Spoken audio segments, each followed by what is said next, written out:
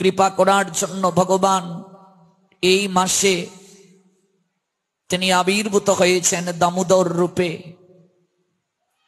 আপনাদের মনে কখনো কি প্রশ্ন জাগেনি যে ভগবান এই মাসে গোপাল রূপে পূজিত হন, দামোদর গোপাল রূপে? কেন কেন তার এই মাসে এত করুণা যে কেউ যদি অল্প ভজন করে এই মাসে নৈহ অবিক্রম নাশস্তি প্রত্যবায়ন বিদ্যতে স্বল্পমপি অস্য ধর্মস্য ত্রায়তে মহত ভয়াৎ।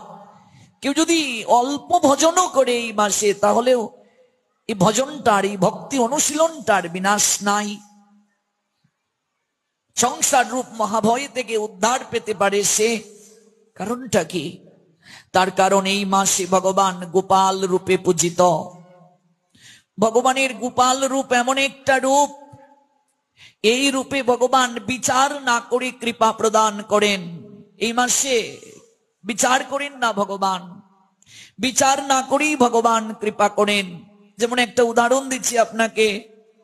একটা বাচ্চাকে যদি হীরার আংটি পরিয়ে দেয়া হয় অঙ্গুলিতে, যে বাচ্চাটার হীরা সম্বন্ধে কোনো জ্ঞান নাই, হীরার আংটি অঙ্গুলিতে পরিয়ে দেয়া হয়েছে, কোন লোক যদি বাচ্চাটিকে একটু আদর করে আর যদি বলে আমায় এটা দাও, বাচ্চাটির হীরা সম্বন্ধে কোনো জ্ঞান নেই, এটি যে মূল্যবান ধাতু, বাচ্চাটি তাকে দিয়ে দেবে, নাও দিয়ে দিচ্ছি। কিন্তু যার হীরা সম্বন্ধে জ্ঞান আছে, যে একটু জ্ঞানী পরিপক্ক, সে কি দেবে? নিশ্চয়ই নয়। তাহলে গোপাল রূপে ভগবান বিচার না করে কৃপা করেন, এটা তো তার বাল্যরূপ, বিচার ছাড়া কৃপা। যেমন আমি মহাপ্রভুকে দেখেছি, গৌর লীলায় তাকে দেখেছি, শাস্ত্র পড়ে শচী জননী সারা গায়ে নিমাইকে স্বর্ণ অলংকার দ্বারা সুসজ্জিত করেছেন, চরণে সোনার নুপুর পরিয়ে দিয়েছেন নিমাইকে, খারু পরিয়ে দিয়েছেন হাতের মাঝে, কোমরে বিছা। এবার এখানেও স্বর্ণ দ্বারা সুসজ্জিত করে দিয়েছেন, কোমরে সারা শরীরে স্বর্ণ দ্বারা সুসজ্জিত করে দিয়েছেন নিমাইকে। দুটা চূড় পাশ দিয়ে যাচ্ছে, নিমাই আঙ্গিনায় খেলা করছেন। চূড় দুটা মনে মনে ভাবছে, যদি জগন্নাথ মিশ্রের নন্দন বিশ্বম্বরকে চুরি করতে পারি, ওকে যদি নিয়ে যেতে পারি, ওর শরীরে যে স্বর্ণ দেখা যাচ্ছে, আমাদের অন্তত কয়েক বছর বসে বসে খাওয়া যাবে, এত স্বর্ণ শরীরের মাঝে। এটাকে যদি নিয়ে যেতে পারি কোনো ক্রমে, কিন্তু কিভাবে নেব? তাই কাছে গিয়ে বলছে, নিমাই এদিকে আয়, আমাদের ঘাড়ে উঠ, চল তোকে একটু ঘুরিয়ে নিয়ে আসি। ভগবান তো অন্তর্যামী, সবই জানেন। দুটা চোর এসেছে চুরি করার জন্য স্বর্ণ অলংকার, এক পা দুপা করে নিমাই বিশ্বম্বর এগিয়ে যাচ্ছেন। দুজন চোর, একজন আহা কি আদর করছে, এরকম হাত বুলিয়ে দিচ্ছে, আহা নিমাই আহা, কুলে উঠ কুলে উঠ।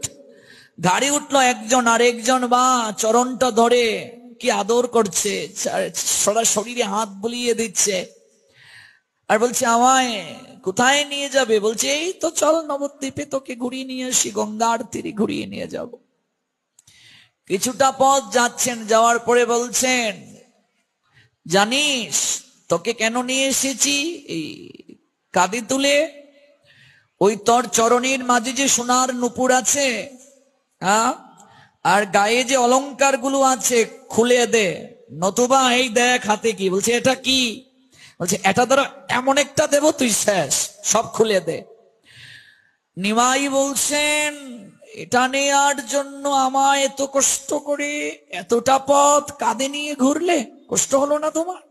এটা তো আমায় আঙ্গিনাই বলতে পারতে, আমি খুলে দিয়ে দিতাম। আচ্ছা দেখো, এত মূল্যবান জিনিস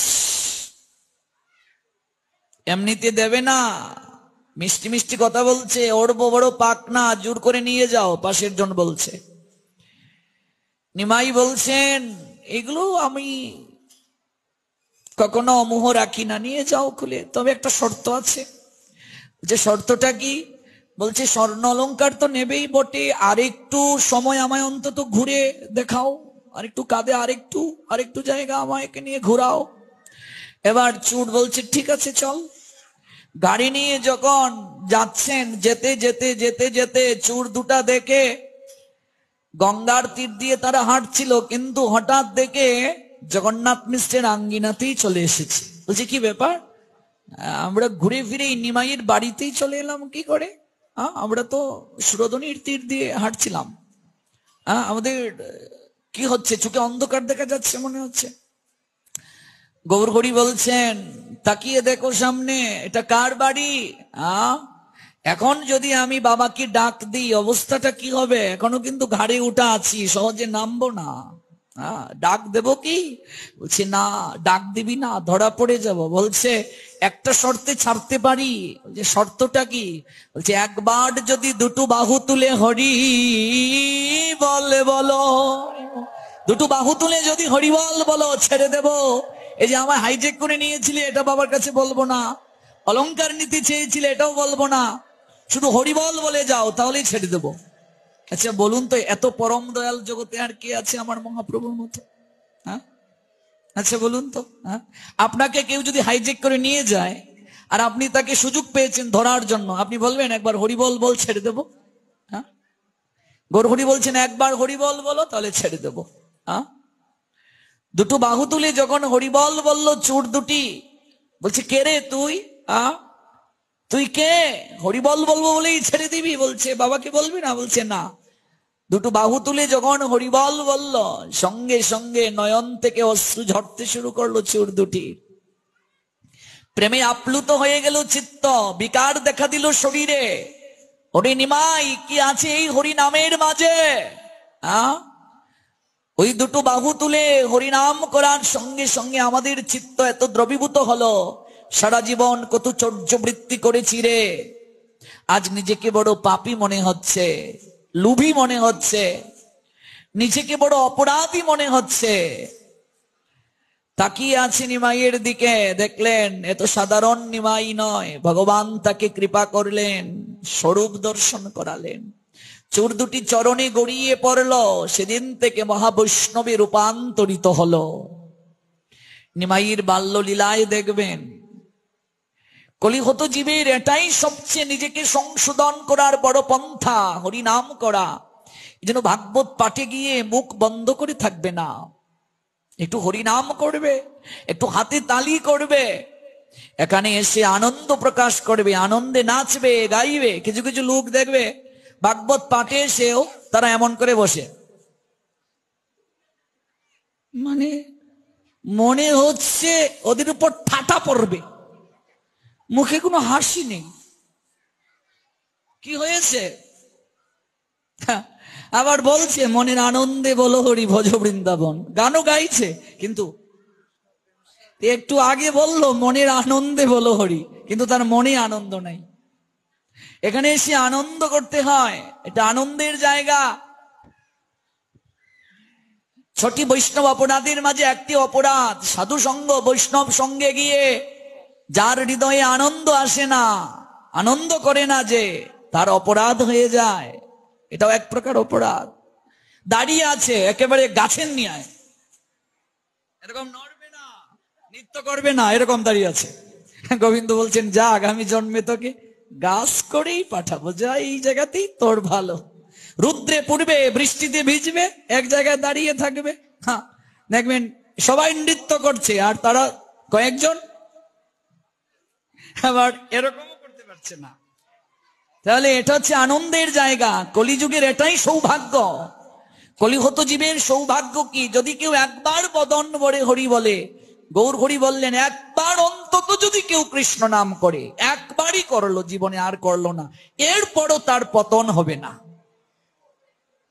এই যে কৃষ্ণ নাম করলো বদনে, এই কৃপাতে আমি তাকে পরের জন্মে আবার সুযোগ প্রদান করব। তাকে আমি কৃষ্ণ ধনে ধনির করে জন্ম দেব, একবারও যদি কেউ বদনে কৃষ্ণ নাম করে, গৌর হরি বললেন তাকেও বৈষ্ণব জ্ঞানে প্রণাম করবে। ভাবা যায়, কল্পনা করা যায়? একবারও যদি কেউ বদনে কৃষ্ণ নাম করে তাহলেও তাকে প্রণাম দেবে, তাহলেও তাকে অবহেলা করবে না, আপনার বলে গ্রহণ করবে, আলিঙ্গন প্রদান করবে। এই জন্য এখানে এসে আমরা যেন মুখ গুমরা করে না থাকি, বিষয়ের চিন্তা না করি, আনন্দ করি যেন। এটা আনন্দের হাট, আনন্দের বাজার এখানে বসেছে গো। জগতের সব জায়গায় দুঃখ, যন্ত্রণা, নিরানন্দ। সাধু সঙ্গই হলো একমাত্র আনন্দ নিকেতন, আনন্দের জায়গা। এখানে যেন আমরা আনন্দে বিভোর থাকি। বৈষ্ণবকে চিনব কি করে আমরা? আমাদের কি আর সেই সামর্থ্য আছে গো? বৈষ্ণব চিনিতে নারে দেবেরও শকতি, দেবতাও বৈষ্ণব চিনতে পারেন না। আমরা কি করে চিনব? চৈতন্য চরিতামৃতে আছে, পুণ্ডরীক বিদ্যানিধিকে দর্শন করতে গেল স্বয়ং গদাধর পণ্ডিত।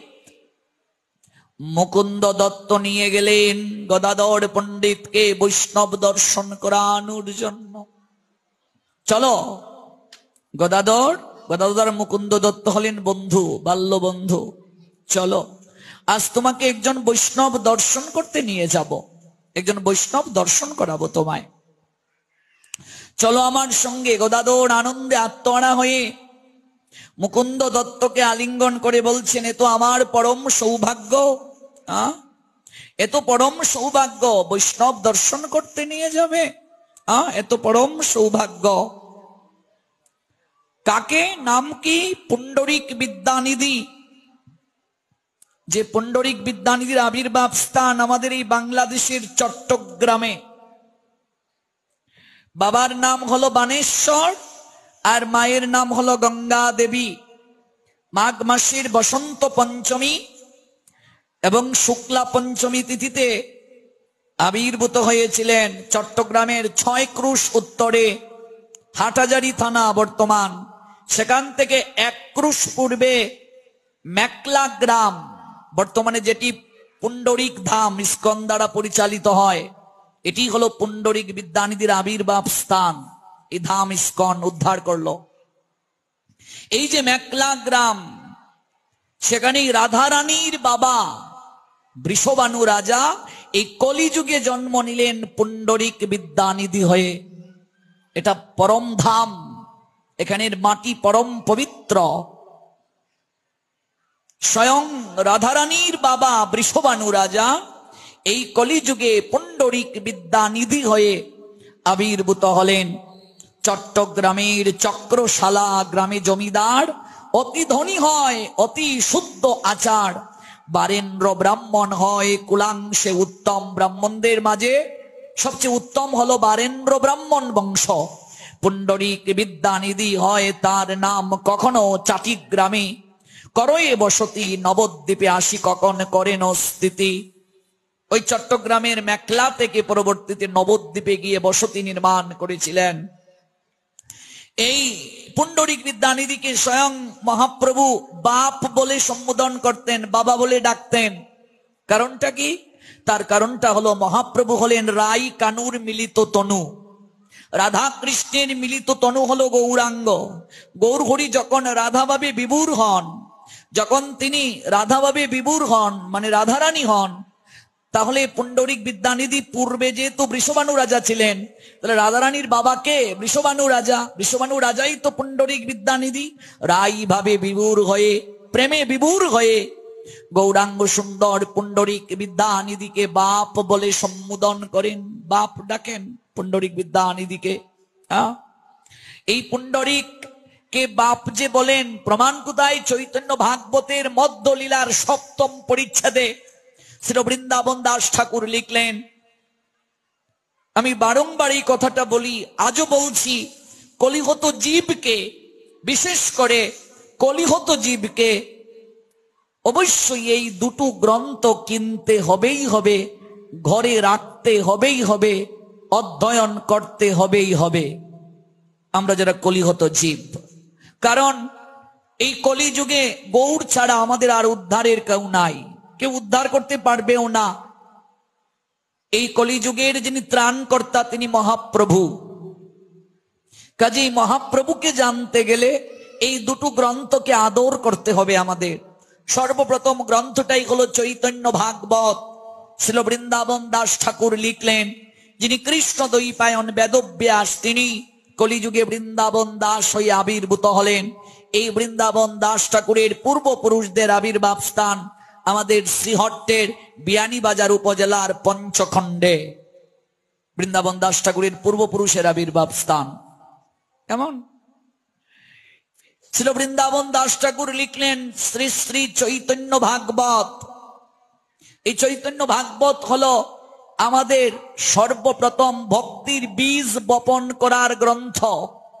এই গ্রন্থ যদি কেউ না পড়ে কলিযুগে, সে গৌর প্রীতি অনুভব করতে পারবে না। এই জন্য সর্বপ্রথম এই গ্রন্থটি আমাদের পড়তে হবে, চৈতন্য ভাগবত। চৈতন্য ভাগবতের পর আপনাকে পড়তে হবে চৈতন্য চরিতামৃত, ছিল কৃষ্ণদাস কবিরাজ গোস্বামী পাদের লিখিত। এই দুটো গ্রন্থ রাখতে হবে গৃহে, পড়তেও হবে। চৈতন্য ভাগবতের মধ্যলীলার সপ্তম পরিচ্ছেদ, সেখানে শ্রী বৃন্দাবন দাস ঠাকুর লিখলেন, নৃত্য করি উঠিয়া বসিলা গৌর রায়, পুণ্ডরিক বাপ বলি কান্ধে উভরায়।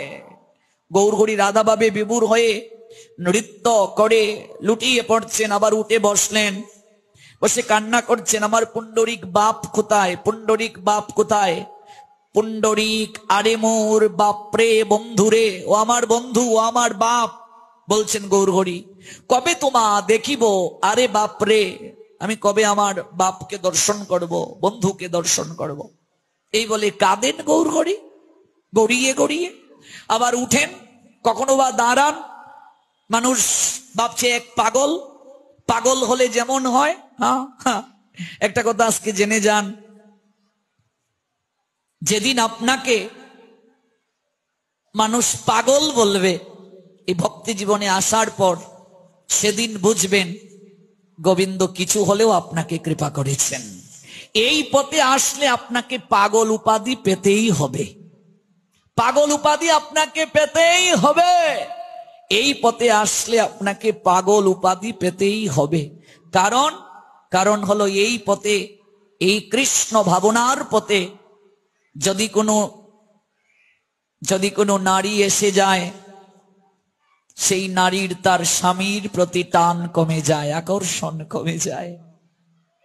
যদি কোনো পুরুষ এসে যায়, তার স্ত্রীর প্রতি আকর্ষণ কমে যায়। সন্তানের প্রতি টান পিতামাতার কমে যায়, পিতামাতার প্রতি সন্তানের টান কমে যায়। জগতে সংসারের সবাই বলে, কি ব্যাপার ভোরবেলা উঠে কি জানি শব্দ করে, আমাদের ঘুমে বিরক্তি হয়, ঘুম হয় না। এত ভোরবেলা উঠার দরকার কি, এত হরিনাম করার দরকার কি? পাগল হয়ে গেছে। আপনাকে পাগল উপাধি পেতেই হবে। মীরাবাইকে জগৎজীব পাগল বলেছিল, সাধক তুলসীদাসকে পাগল বলেছিল, বিল্লমঙ্গল ঠাকুরকে পাগল বলেছিল, ব্রজগোপীদেরকে পাগল বলেছিল, রাধারানীকে পাগলই বলা হলো। এমন পাগলি জগতে আর কেউকে আমরা দেখি না রাধারানীর মতো। সুদামা বিপ্রকে পাগলেই বলা হয়েছিল। দ্বার রক্ষককে সুদামা বিপ্র যখন করজুড়ে বলেছিলেন, ওরে একটিবার দ্বার খুলে দে, কে তুমি? তোমাদের দ্বারকার যিনি অধীশ্বর কৃষ্ণ, আমি তার বন্ধু। হাসতে হাসতে দাড়ি বলে উঠল, তুমি আমাদের মহারাজের বন্ধু? একটিবার দর্পণে নিজের মুখচ্ছবি দর্শন করেছ, তাকিয়ে দেখেছ? খেতে না পেরে হাড় গোড় বের হয়ে গেছে। হ্যাঁ, শরীরে তো মাংস নেই বললেই চলে, জীর্ণ শীর্ণ চেহারা, বস্ত্রের মাঝে কতগুলো গিট। হ্যাঁ, ভিক্ষাবৃত্তির ছাপ তোমার বদনে, ভিক্ষা করতে এসেছো বললেই পারো। একটু বেশি করে ভিক্ষা দেওয়ার জন্য মিছে মিছে পরিচয় দিচ্ছ কেন? আমাদের কৃষ্ণের বন্ধু, দ্বারকা অধিপতি কৃষ্ণের বন্ধু তুমি? পাগল কোথাকার। সুদামা তখন করজোড়ে বলেছিলেন, তোমাদের দ্বারকার অধিপতি কৃষ্ণ, তোমাদের মহারাজের শুধু রাজাদের সঙ্গেই বুঝি বন্ধুত্ব হয়? কাঙ্গালের সঙ্গে তার বন্ধুত্ব হতে পারে না? যদি কাঙ্গালের সঙ্গে তার বন্ধুত্ব না হয়, তাহলে তাকে কাঙ্গালের হরি কেন বলে? সে যদি দিনের বন্ধু না হয়, তাকে দীনবন্ধু কেন বলা হয়? তাকে দীননাথ কেন বলা হয়? সে যদি করুণার নিধি না হয়, তাকে করুণা সিন্ধু বলা হয় কেন? একটিবার, শুধু একটিবার গিয়ে তুমি বলো সুদামা এসেছে, শুধু আমার এই নামটা তার কর্ণে গোচরিত করে দাও। এরপর যদি তিনি আমায় না চিনেন, তাহলে তোমার সম্মুখে ওই তোমাদের দ্বারকার অট্টালিকার দেয়ালে আমি মাথাকে ঠেকিয়ে রুধির দ্বারা তোমার চরণকে ধৌত করে দেব। কিন্তু একটি বার কেবল গিয়ে বলে আসো, তার কর্ণে গোচরিত করে দাও সুদামা এসেছে। দ্বার রক্ষক তাকে ধাক্কা মেরে ফেলে দিয়েছিল, পাগল বলে তাকে নিন্দা করেছিল। সুদামা ভুলুণ্ঠিত হয়ে কেঁদে কেঁদে বলেছিলেন, দাড়ি রে দাড়ি, ঠিক বলেছিস তুই, আমি পাগল, আমি পাগল ঠিক, কিন্তু এই জগতে শুধু আমি নয় রে, জগতের প্রতিটা লোকই পাগল। কেউ ধনের পাগল, কেউ জনের পাগল, কেউ ক্ষমতার পাগল, কেউ রূপের পাগল। আমিও পাগল রে, জানিস আমি ধন জন রূপ ক্ষমতার পাগল নই রে। ওরে আমিও পাগল, তবে আমি কৃষ্ণ প্রেমের পাগল। ওরে আমিও পাগল রে, তবে আমি কৃষ্ণ প্রেমের পাগল। তুই আমায় ভিক্ষা দিবি না বলছিস? তুই আমায় কি ধন ভিক্ষা দিবি বল? যে ধন প্রাপ্তির জন্য রাজা মহারাজরা রাজ সিংহাসন চ্যুত হয়ে নগরে নগরে ভিক্ষা করে খায়, তুই আমায় সে ধন ভিক্ষা দিতে পারবি? ওরে যে ধন প্রাপ্তির জন্য এত গরিব এত কাঙ্গাল হওয়ার পরও প্রাণ খুলে আমার প্রাণের সখা দ্বারকার অধীশ্বর গোবিন্দের নিকটে আমি একটা দিনও অন্য কোনো কিছু ভিক্ষা চাইতে পারিনি রে, তুই কি আমায় সে ধন দিতে পারবি? ওরে যদি দিতে পারিস তুই, আমি আজ গলবস্ত্র পেতে তোর কাছে ভিক্ষা চাইছি, আমায় কৃষ্ণ প্রেমধন ভিক্ষা দে, আমায় কৃষ্ণ প্রেমধন ভিক্ষা দে। আমি পাগল, আমি পাগল রে, আমি পাগল, তবে আমি কৃষ্ণ প্রেমের পাগল। আপনি যেদিন গভীরভাবে গোবিন্দকে ভালোবাসবেন, আপনি যেদিন গভীরভাবে ভগবানকে ভালোবাসবেন, আপনাকে একদিন না একদিন পাগল উপাধি পেতেই হবে। এই জড় জগতের প্রতি আপনার কোনো আকর্ষণ আর থাকবে না, রক্তজাত সম্বন্ধের প্রতি আপনার কোনো আকর্ষণ আর থাকবে না। আপনার কেবল একটাই বাসনা থাকবে, কি করে গোবিন্দ সুখে সুখী হওয়া যায়, কি করে গোবিন্দ প্রেমে প্রেমিক হওয়া যায়, কি করে গোবিন্দ ভাবনায় ভাবিত হওয়া যায়। এই পাগল সবাই হতে চায়। এই পাগল কেন হতে চায় গো? এই পাগল সবাই হতে চায়, কৃষ্ণ প্রেমে পাগল, কৃষ্ণ প্রেমে মাতুয়ারা। কৃষ্ণ প্রেমে এই মনকে যদি মাতুয়ারা করতে না পারি, এই জীবন প্রাপ্তির কোনো উদ্দেশ্য থাকে না গো। এই জন্যই তো প্রার্থনা, এই জন্যই তো মহাজনের এত টান, এত প্রার্থনা। মহাজন আপন মমত্বে জগৎ জীবকে জানান, জগৎ জীবকে আপন মমত্বে সুনিপুণ তুলির স্পর্শে একটা শিল্পী যেমন প্রতিমা তৈরি করে, মহাজন সেই সুনিপুণ তুলির স্পর্শে শিল্পীর প্রতিমার নিয়ায় পদ রচনা করে জগৎকে জানান। কবে আমি এমন পাগল হতে পারবো, কবে আমি নামের মালা গলে লইয়ে নয়ন জলে ভাসতে পারবো, কবে ভক্তের চরণ দুলি আমি মস্তকে লেপন করতে পারবো। দ্বার রক্ষক একবার ভিতরে প্রবেশ করলেন। গোবিন্দ তখন আদুল গায়ে, উত্তরীয় পর্যন্ত নাই। এই কি অন্দর মহলে তুমি এই রকম প্রবেশ করে ফেললে অনুমতি ছাড়া? ক্ষমা করবেন মহারাজ, আপনাকে সংকেত না দিয়ে, অনুমতি না নিয়ে আমি প্রবেশ করতে বাধ্য হয়ে গেছি। কারণ একটা ভিক্ষুক, একটা পাগল অজুর দ্বারায় কাঁদছে আর দাবি করছে দ্বারকার অধিপতি আমাদের মহারাজ শ্রীকৃষ্ণের নাকি বন্ধু সে। আমার কাছে মনে হলো ও পাগল মহারাজ, ভিক্ষুক সে, মহারাজের পরিচয় দিয়ে সে একটু ভিক্ষাবৃত্তি বর্ধিত করতে চেয়েছিল। সে একটিবার কেঁদে কেঁদে বলছে, পাগলামি করে বলছে, শুধু নামটা আপনার কর্ণে গোচরিত করব, যদি আপনি তাকে না চিনেন সে দেয়ালের মাঝে মাথা ঠেকিয়ে রুদির দ্বারা নাকি চরণ ধৌত করে দেবে। গোবিন্দ বলছেন, বলো কি, বলো নামটা তার কি? দ্বার রক্ষক বলে উঠল, সুদামা। গোবিন্দ আদুল গায়ে ছিলেন, সেই জায়গা থেকে কাঁদতে কাঁদতে চিৎকার করে বললেন, সুদামা, সুদামা, প্রাণের বন্ধু আমার, সুদামা, প্রাণের বন্ধু। চিৎকার করে তিনি অন্দর মহল থেকে ছুটে গেলেন। কোনদিন দ্বারকাবাসী গোবিন্দকে খালি গায়ে দেখে নাই। দ্বারকায় তিনি ঐশ্বর্যের লীলা সম্পাদন করেন। মথুরায় তিনি রাখাল রাজা, আদুল গায়ে মাঠে গরু চড়ান। দ্বারকায় কখনো আদুল গায়ে তিনি যান না।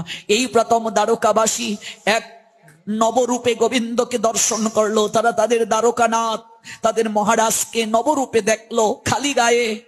এই রূপ কোনোদিন তারা দেখে নাই। তারা দূর থেকে প্রণাম দিয়ে চরণ ধুলি নিয়ে ধন্য হয়। আজকে তারা এ কোন রূপে দেখলো? গিয়ে দেখছে ভুলুণ্ঠিত সুদামা কাঁদছেন। ওরে দাঁড়ি, তুই কি করলি রে?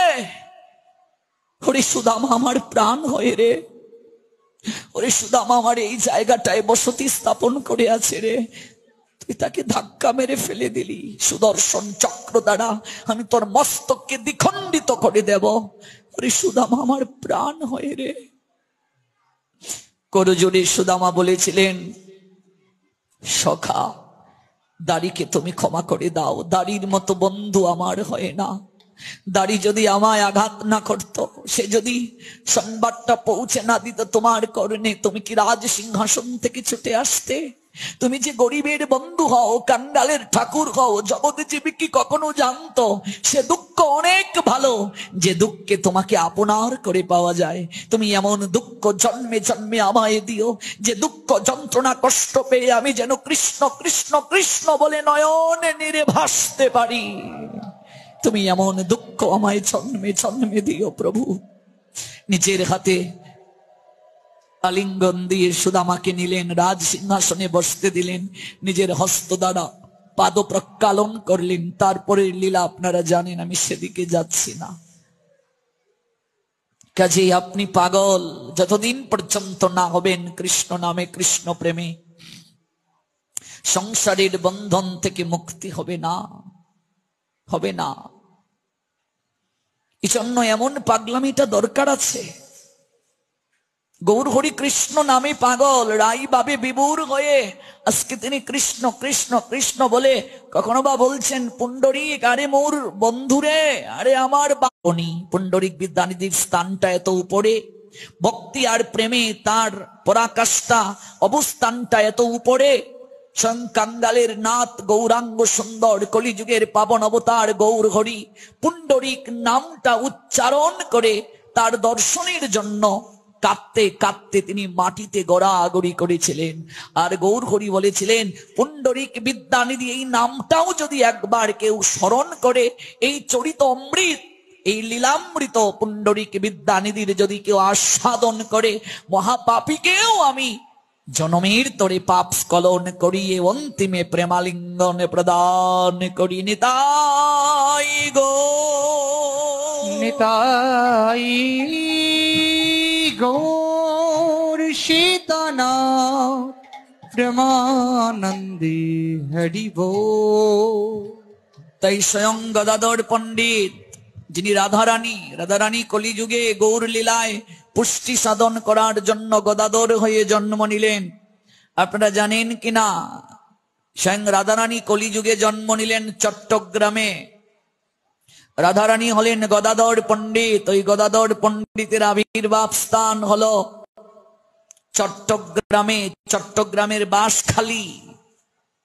গদাধর পণ্ডিত, ওই গদাধর পণ্ডিতার মুকুন্দ দত্ত বন্ধুর নিয়ে আয়েছিলেন। মুকুন্দ দত্ত এবং বাসুদেব দত্ত চট্টগ্রামের নিবাসী। এখনো আছে বাসুদেব আর মুকুন্দের ভজন কুটির চট্টগ্রামে। আমার দর্শনের সৌভাগ্য হয়েছে। ওই গদাধরকে মুকুন্দ বললেন, তোমাকে বৈষ্ণব দর্শন করতে নিয়ে যাব। এ তো পরম আনন্দের কথা। বৈষ্ণব দর্শনে পরম আনন্দ লাভ হয়। দর্শনে পবিত্র করো, এই তোমার গুণ। এ তো পরম আনন্দের সংবাদ। গদাধরের আনন্দে আর ধরে না। মুকুন্দকে সঙ্গে নিয়ে গদাধর বৈষ্ণব দর্শনের নিমিত্তে যাত্রা করলেন। পুণ্ডরিক বিদ্যানিধির নিকটে তিনি যখন গিয়ে দাঁড়ালেন, দেখলেন পুণ্ডরিক বিদ্যানিধি একটা রাজকীয় পালঙ্কে শয়ন করে আছেন। গায়ে দামি একটা শাল জড়ানো। কয়েকজন তার চরণ সেবা করছেন এবং তিনি তাম্বুল সেবন করছেন। আহা, এত রাজকীয় বেশ ভূষণ। দূর থেকে গদাধর পণ্ডিত মনে মনে ভাবছেন, আহা, কার দর্শনে এলাম গো। দেখুন, স্বয়ং রাধারানী গদাধর, তিনি তো অন্তর্যামী, সবই জানেন, কিন্তু কেন এই লীলাটা করছেন? জগৎ জীবকে একটা শিক্ষা দেওয়ার জন্য। বৈষ্ণব চিনিতে নারে দেবেরও শকতি। বৈষ্ণবকে দেবতাও চিনতে পারে না। বাহিরের বেশভূষণ দ্বারা বৈষ্ণব নির্ণয় করা যায় না গো। বাহিরের বসন দ্বারা যদি সাধু নির্ণয় করা যেত, তাহলে জানকীর কখনো হরণ হতো না। সীতার হরণ হতো না। বাহিরের বসন দ্বারা সাধু নির্ণয় করবে না। সঙ্গ না করলে সাধু চিনা যায় না। কর্ণ দ্বারা সাধু চিনতে হয়। সাধুর সঙ্গে বাস করতে হবে, তার সাহচর্যে গিয়ে সেবা করতে হবে। সংসারী মানুষের একটাই কর্তব্য, সাধু সেবা করা। মাঝে মাঝে সাধুর নিকটে গিয়ে বাস করতে হবে, সেবা করতে হবে, অধরামৃত গ্রহণ করতে হবে, সামর্থ্য অনুযায়ী সেবা করতে হবে। যারা সাধু সঙ্গে এসে বসে বসে খায়, ঘুমায়, তারা সাধু সঙ্গ করে কৃপা পাবে দূরের কথা, আরো অপরাধীর বোঝা স্কন্ধে চাপিয়ে নিয়ে যায়। কারণ আমার গুরুদেব বলতেন, বসে বসে যারা প্রসাদ গ্রহণ করে তারা মহাপ্রসাদের কাছেও ঋণী হয়ে যায়। শাস্ত্রেরই কথা, ঋণী হয়ে যায়। এই ঋণ শোধ করার জন্য পরবর্তী জন্মে তারা গরু হয়ে জন্ম নেবে। শাস্ত্রে স্পষ্ট লেখা আছে। যারা সাধু সঙ্গে গিয়ে মন্দিরে গিয়ে বসে বসে খায়, সেবা করে না, ওরা পরবর্তী জন্মে গরু কুলে জন্ম নেবে, নতুবা ছাগল কুলে জন্ম নেবে। লেখা আছে পুরাণে স্পষ্ট। যদি সেবা না করে অপরাধ হয়ে যাবে তাদের। আমি যদি কারো সেবা গ্রহণ করি, তাহলে আমার পুণ্য নষ্ট হয়ে যাবে। আমার যতটুকু পুণ্য আছে ওই পুণ্য নষ্ট হয়ে যাবে। এই জন্য সাধু সহজে কারো সেবা গ্রহণ করে না। যার আছে সে গ্রহণ করতে পারে, যার নেই সে যদি গ্রহণ করে তো সে ভিখারি হয়ে যাবে। তার সঞ্চয় আছে কতটুকু? আরেকজনের সেবা যদি সে গ্রহণ করে তাহলে তো আরো মাইনাস হচ্ছে, তার ভিক্ষুক হয়ে যাবে। ভিক্ষুক মানে কি? ভজন হারিয়ে ভিক্ষুক। এজন্য একটা চমৎকার কথা বলেছিলেন মা সারদা দেবী। রামকৃষ্ণ মিশনের যদি কেউ দীক্ষিত এখানে থাকো, মা সারদার একটা চমৎকার বাণী আছে, যার আছে সে মাপ, যার নেই সে জপ।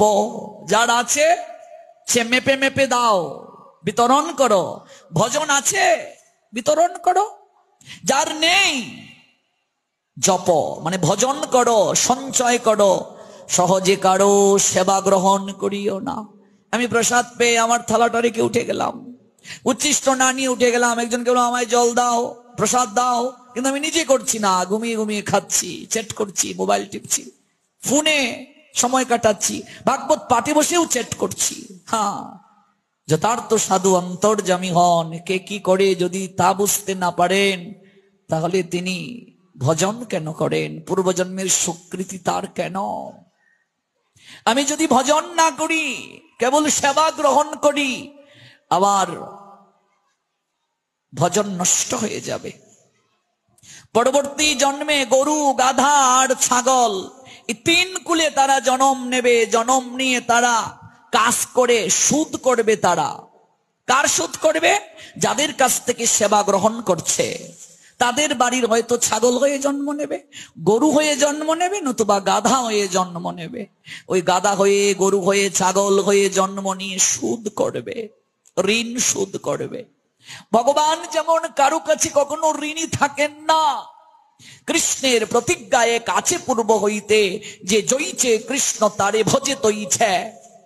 যথার্থ সাধু তিনি ভজন করবেন, তিনিও কখনো কারো কাছ থেকে সহজে ঋণ গ্রহণ করবেন না, নিজেরও ভজন সম্পদ হারাবেন না, আরো সঞ্চয় করার চেষ্টা করবেন।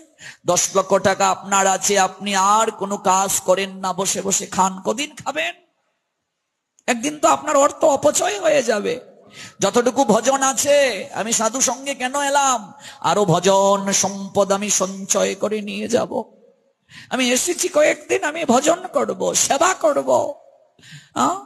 যারা সব সময় থাকে তারা তো করছে, আমি এসেছি, আমি সেবা করব, আমি করব। গুরু মহারাজ বলেন ভজনের প্রতিযোগিতা আমাদের মাঝে হওয়া উচিত।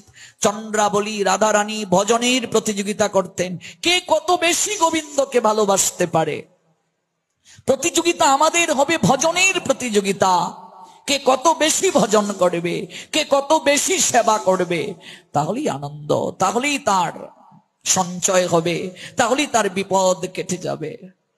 এই জন্য বৈষ্ণব চিনিতে নারে দেবেরও শকতি। দেবতা কোনো বৈষ্ণব চিনতে পারেন না, সাধু চিনতে পারেন না। গদাধর সবই জানেন, এরপরও তিনি লীলা করছেন জগৎকে জানানোর জন্য। মনে মনে গদাধর বলছেন মুকুন্দ কার কাছে নিয়ে এলো, কোন বৈষ্ণবের কাছে নিয়ে এলো?